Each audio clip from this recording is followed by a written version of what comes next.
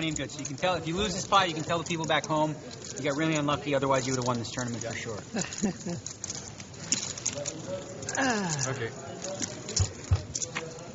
Oh, shoot, that's a bad flop for you, Tom. Oh, boy. Now he needs a queen, ace, or a 10. Everything but. Good cash, anyway. Yeah. Right? Not everybody cashes in the EPT Grand Final in Monaco. That's right. And you just did. When you think of poker, most people think of Daniel Negreanu. We knew that he was always going to be a winner. There was just something about him. When I met Daniel, he was already a legend.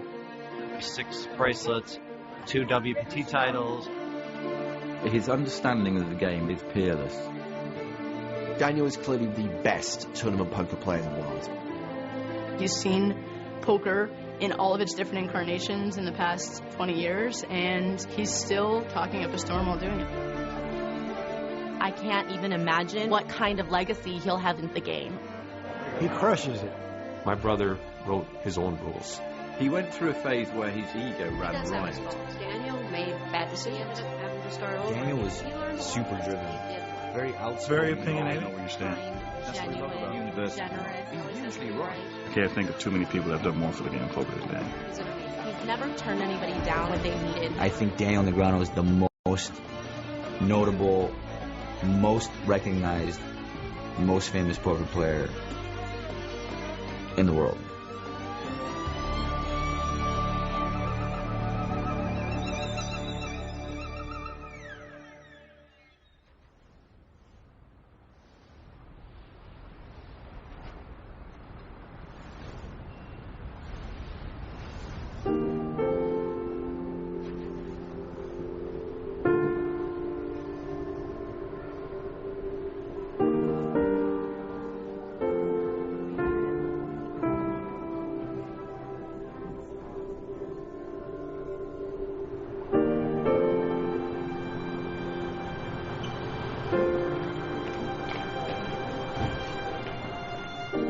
This is where I started. It's been so long since I've been here. To be honest with you, when the Hall of Fame came calling as I turned 40, it didn't really sink in. I mean, I expected it. I'm not going to lie. Like, I figured that if I wasn't inducted, I'm like, what exactly do I got to do to get in this thing then? So it wasn't a shock. It didn't really sink in until I was up there and shared what I wanted to share and went through the journey in my head of how it all started.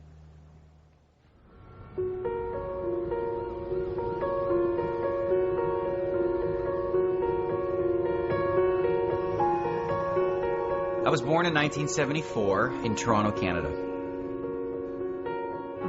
Both my parents are from Romania. They came to Canada in about 1967 with $5 in their pocket and really just worked their way up. They started like doing candy floss at the exhibition, but my dad was an electrician. Started to work in the electrical department. Then they started to buy houses and rent them out and speculate and all that kind of stuff. And so they did a great job of creating an upper middle class life from essentially nothing. My dad knew very little English. He knew in Romanian, you say, I'm going to do something, you say, okay, fuck, right? So he would have like these moments where, you know, he would be working for someone and the lady would say, okay, I need you to do this. And you go, okay, fuck. And she keeps and eventually she's like, why do you keep saying that? And he's like, he didn't get that was a bad word in English. True story. He almost got in a big fight when the husband came home. Why do you want to fuck my wife? My childhood, I would describe it as typical European style childhood. My mother, she cooked, she cleaned, she was sweet. She fed everybody. She came over to the house and you're like, I'm not hungry, I'm good. She'd put a plate of food in front of you and make you eat it. And my dad was always filling your cup, make sure you had a drink. Very hospitable, very loving. I would say more on the liberal side, open, you know, they talked about whatever in front of me. We just had a perfect, loving family. My parents were selfless. They both loved me and my brother more than, you know, anyone could imagine, and they were great role models. My mom, just that generous, selfless heart of just giving. She'd been through a lot in her life. She had 9 miscarriages. She had 5 boys, 4 girls. Finally, my brother and me. It's one of the reasons I think that she was so smothering and spoiling, because she just cherished us so much more because of all she suffered to go through to just have us. And my dad was like my best friend. We'd watch TV late. I'd pretend to fall asleep so he'd carry me up to my bed. Now start to scratch, eh? He taught me how to be hospitable and generous. My dad was just that guy. If we had a party and there was somebody that wasn't having fun, my dad could sense it. He would make a joke, crack a joke with them, liven up the mood. And I feel like I got a lot of those traits from my father. I think of other people and the rough childhoods they've had, and I was really blessed. Well, at school, I was a bit of a know-it-all and a bit of a... I didn't when people would fight me, I didn't care how big they were, I would fight back. Maybe some might consider him a brat, a troublemaker. I don't know if it was because he was always a smaller kid, so he had to prove that he was heard. My brother always knew that I had his back, so he'd let his mouth get him in trouble. When I was in the 1st grade, Mike was in the 6th grade. He was 6 foot tall already. He was really a big kid. It's actually part of the reason I have a big mouth. He's the big protector guy, and he would absolutely take a bullet for me. There were numerous times where I would have to, settle his battles for him, or just let people know that Daniel has a bigger brother. I was a small guy. I'd fight for myself, but having my brother as backup certainly made it easier. The truth is, I was actually really cocky. My teachers actually, they shouldn't have liked me, but I think they did like me and appreciate me. Often I would come to class with a pillow. My brother found class so boring. He stood up from his desk, walked to the back of the class, laid on the floor, and went to sleep. And the teacher says, "You can't do that." Well, he goes, "I'm tired. This is boring." Structure for my brother wasn't on his priority list. He did things when he wanted to do things, and it was always difficult for him to follow the rules.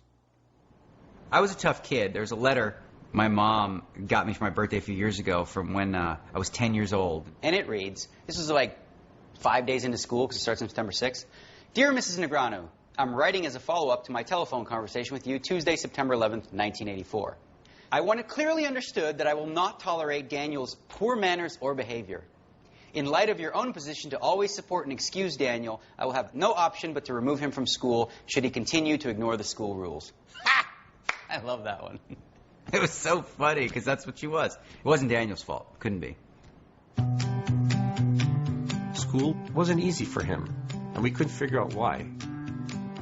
We later found out that he looked at things in a different way.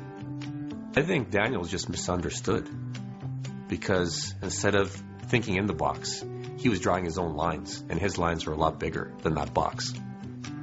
So they put him in gifted math class to accelerate his desire to learn. I was always a numbers geek, and it was just very fun for me to look at numbers. When I was a kid and I used to play video games, before they kept the stats for you, I'd play a baseball game or something, and I wrote down the stats. I kept logs of it, so I knew, 3 for 11 is 372, or 373, pardon me. I totally believe that my brother was never challenged enough in school. He found things to be boring all the time. He always wanted to find out what's next. Sometimes I just sit there with my mother going, what are we going to do with him? He doesn't listen. He does what he wants, but yet everything he does, he excels and does well. How are you supposed to discipline someone for always doing well? By the time I was in high school, I actually did really well. But then I started to, go down the other path. I was, going to the pool halls with my friends Regiv and Oren. Oren and Regiv are essentially like my brothers. We grew up in Toronto, becoming men and doing all kinds of bad stuff. Trouble? Us never. We were really nice. We got in trouble. See, I forgot. Oh my God. In about 2 seconds, you didn't have Why'd you do that for? I thought you wanted everything. No, his hair, not his eyebrows. Hey, man, look at my eyebrow. Here. Mike. Guys, you trust me so far. Orrin and Regev, brothers from another mother. We're always like the clowns of the class and making everybody laugh. So, he was the entertainer of the group, by far. But tomorrow I'll be better. Tomorrow you're gonna look the same. it was all about just having fun, not doing bad stuff, but just doing funny stuff. We didn't really like school. Unfortunately, the pool hall was really close to school, so it made it really easy for us before we could even drive to make that trip. It was a place to hang out. So after school or in the weekends, evenings, they would just go congregate and play billiards. And he got really good at playing snooker. And he made some money on that felt as well. We were gambling for $5 and a drink and, the table charge. So it wasn't like big gambling, but it's where I sort of was entered into that world where I met some people who played poker and I sort of got introduced to it. I thought it was all luck. But then I noticed the same guys keep winning and the same guys keep losing. I was like, interesting. So I went to the library to get a book on a game, and I was like, you don't play King 7 offsuit? It was such a shock to me because I had no idea. And then me, Regev, and Orrin, we'd play in the basement just for fun. When he started, we knew that he was always going to be really good at it. When he puts a target, he'll do anything to get it. Playing poker, you saw there was a gleam in his eye. And I think that's when a light went off. And Daniel started hosting more games at our home in the basement. He'd have his friends over. And every now and then you'd see people coming in and out of the house, and some people would have smiles and some people would leave being really upset because he would just clean them out. He made so much money. It was like a clinic. And even to this day, it makes me laugh. From there, we escalated to some of the private clubs. And they were all older guys. They were in their 40s, 50s, and beyond. So I was the young kid. I was kid poker. After about 2-3 months of playing with this regular crew, I started to become a winner myself. Something changed. School didn't become his priority anymore. He does well when he's there, but attendance was a problem. Well, to be honest, my mother was not supportive of what I was doing as a teenager. My dad was. He was on the black market as a kid. He was kind of a hustler. He knew I'd be okay. My mother was more concerned. She said, Daniel, forget about the poker. You go to school. We're always taught to believe you go to school, you follow the rules, you get a good job, and you work, and you're going to have a good life. But for Daniel, that wasn't the case. My brother wrote his own rules. And I really started to take it seriously when I was playing in charity casinos, Monday to Friday, noon to 8. We played $10, $20 limit hold'em. And I was making about $44 an hour. My teacher, he'd be trying to tell me what to do, and I'm like, at 18, 19, I make more money than you do. Why would I listen to you?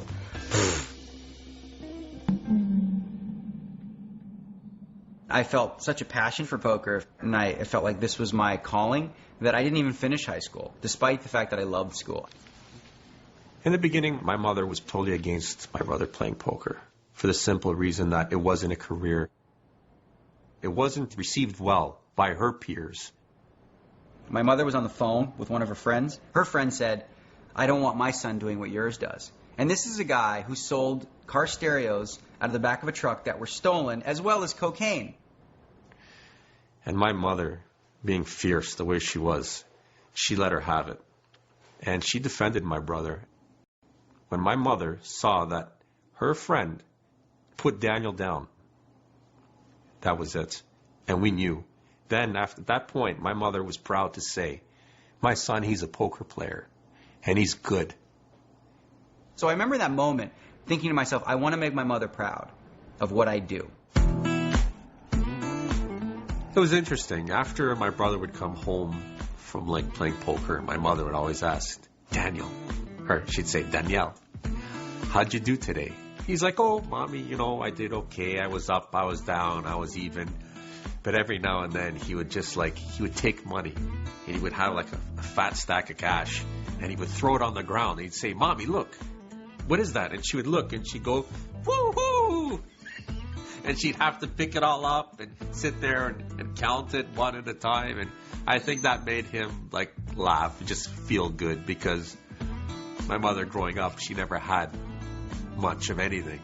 And then my brother would come home in a car, a Honda Prelude, that he won in a poker game. So my mother said, "Daniel, where did you get this car?" "Don't worry about it, Mommy. I just won it at poker." So she just looked at him. So he would come home with like stacks of cash, cars. "How do you get all this?" "Mommy, I play poker." My brother started touring, going to different places, different events, playing different poker tournaments. Okay, let me put the cake on live. Our dad was starting to get a little ill at the time, but still wanted my brother to go live his dream. My dad was a big, strong guy. He was a boxer as a teenager, in good health. He worked as an electrician until, he was 60-something. And then all of a sudden, everything about his health just kind of faded. I was in Windsor playing poker. I remember getting a call that my dad was really, really sick and that he might go.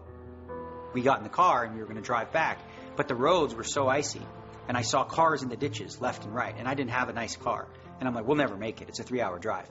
So we turned back and we said, okay, we'll go in the morning when it's safer. On the way back, halfway there, I got the call that he'd passed away. So I wasn't there, for the last moments. We lost our icon. This is my father's big nose. He was everything to us. Look, good donkey. We took it all really hard. My dad was my Superman. I had to separate myself somewhat from the father that I knew in this, the shell of who he was when he died. My brother was only 21 years old. He was still young. Nothing was concrete in his life yet, but poker was there. And I think it gave him that outlet and ability to express himself and just focus on something other than the pain we were suffering as a family. My father always made the best of things. He always believed in us kids. Whatever we did, he goes, "Mike, Daniel, do what you have to do, but be the best." Smile. Let's see your nice, beautiful teeth. My beautiful teeth? Yeah, smile. Okay, if you want me to smile. Smile. Jesus. Daniel was always driven. And with my father's passing, I think it gave him even more focus on being successful at what was his passion. I remember as a teenager watching the old ESPN footage of the World Series of Poker and seeing Phil Hellmuth win and being like, wow, that's so cool. Just these old school gamblers and stuff, they had stories. They were so interesting. You guys like Eskimo Clark and Devilfish and all these guys like Sammy Farha, they came from different worlds. I wanted to experience that. So he made some money here, a couple grand, and figured, you know what, I'm going to give it a shot. My mother said, "Daniel, where are you going?" "Mommy, I'm going to Vegas. I'm going to make it."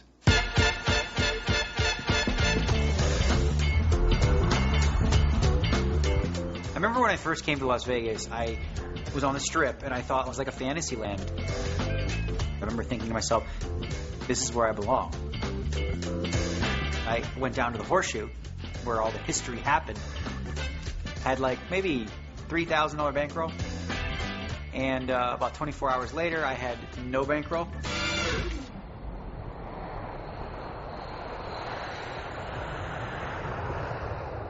I left Vegas feeling distraught. I went back to Toronto, and after a few days, kind of said, okay, I'm going to rebuild. Had some friends who'd loaned me a little bit of money so I could play 10, 20 limit hold'em games. And when I had my next bankroll of $3,000, I made another trip to Vegas. And very similar story. 5 or 6 trips I went to Las Vegas. I went with a bankroll and left without one. There were times my brother came back from Vegas broke, but he had that desire. He says, I'm going back. They're not going to beat me.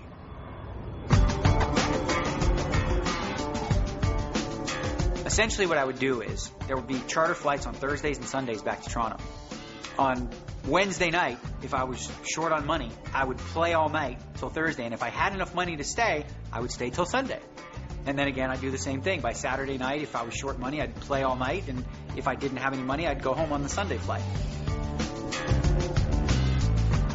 I basically got a place at Budget Suites. It had a TV, it had a bed, it had a kitchen, and a bathroom. You know, basic needs.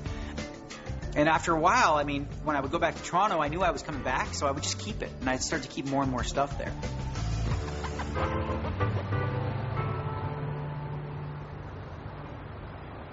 In the younger years, my mom went down to see my brother in Vegas. Make sure he was fed, clothed, make sure that he had family around him and good support. Daniel was alone, didn't know anybody. I felt better because I could always keep tabs on him, knowing that my mother was there. She just enjoyed, you know, being close to me. She would cook for me, do my laundry and all that stuff that she wanted to do. I never made her. She just, that's what she wanted to do. My mother supported me through it all. I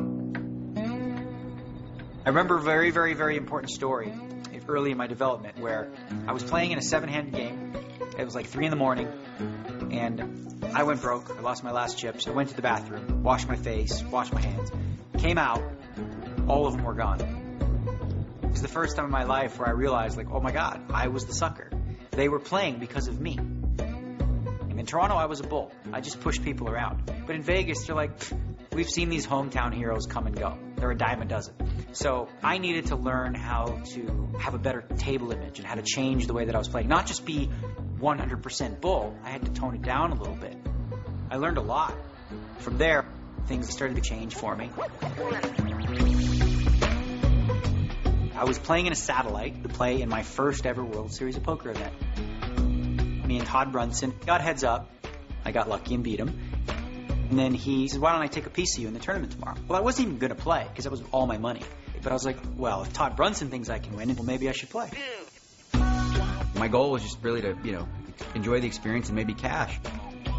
My first table was, a murderer's row at the time. It was Eric Seidel, Humberto Brenes, Ben Wynn, Johnny Chan, Dan Harrington. And I remember bluffing Johnny Chan and thinking, whoa, he didn't catch me. And then I caught Eric Seidel trying to bluff me. So in that moment, I was like, you know what? I can play with these guys. I can do it. I was dating Todd Brunson. Daniel makes it to the final table. And Todd comes home and he says, I took a piece of this kid, but I don't really know his name. Daniel Niagara, Daniel something. And you're going to be down at the Horseshoe playing anyway. So could you watch him and keep an eye on him and make sure, whatever he cashes out that you get the money from him? And I said, sure. So I was playing cash games, and I'd run over and see how he's doing. Then I'd go play cash again and run over and see how he's doing. And then 9th place left, 8th place left, 7th place left, 6th place left, 5th place. And by 4th place, I said, okay, I'm just going to quit my cash game and go over and watch him because this is ridiculous. Because I'm actually excited for him and nervous for him, not even knowing who the man is. And I ended up heads up against a kid named Dominic Bork, who was so much better than I was at pot limit hold'em. I got in with like a coin flip situation. It was 50-50. I didn't even see the card. It was fuzzy. It was just like, I looked at the crowd. I knew most of them were cheering for me, and I saw them raise their arms. So I was like, I must have won. And I fell to my knees. It was just surreal because it felt like I didn't deserve it yet. It was too early in the game where my first event and I won already. I walked right up to him and said, hi, I'm Jennifer. Nice to meet you. Congratulations. I gave him a big hug, and he was so excited. We went to the bar. We went for beers that night and then every night for like a week straight, and we became really, really close friends. I never did get the money from him like I was supposed to, but he paid Todd the next day, and that's how it all started. We were kind of inseparable after that. At the time, I was the youngest player ever to win a bracelet. And I remember in that moment feeling like I've sort of arrived, if you will. I was definitely emerging right around that time in my career. The poker world wasn't that big back then. A lot of the big players I was playing with, they didn't know Daniel. The World Series of Poker bracelets, big, but in the cash games, it's more about being good in the cash games. She was always playing in super high-limit games. She would let me watch her play. I would lick my chops and go, I wish I could play in this game one day. As far as his skill, he was probably there to play, but as far as his bankroll, he wasn't in the shape to play in those games. And Daniel basically made bad decisions. I was kind of crazy. If I had $10,000, I'd put it on the table. She's like, you need some bankroll management skills. One night, I think he had $30,000 to his name, and he was so drunk he couldn't even walk. And he came up to me and said, I'm going to play in this game. And I take him aside, and I said, Daniel, you have $30,000. You cannot play in this game. I said, it's one buy-in. I said, if you lose a couple hands, you're done. And it was like me hitting my head against the wall because he wasn't going to listen to me. So he sat down and played, and he ended up going broke and having to start over again. There was a lot of doubt at that point, months of really being introspective and digging deeper and saying, like, you know, what do I got to do to make it work? Can I? Am I capable? Am I good enough? You know, people when they first are starting poker make bad decisions. He was one of them. I'm not throwing stones at a glass house because I made bad decisions when I first started out playing. So I tried to give him a little bit of wisdom from what I knew from the experience that I had in the past, and he listened. I learned a lot.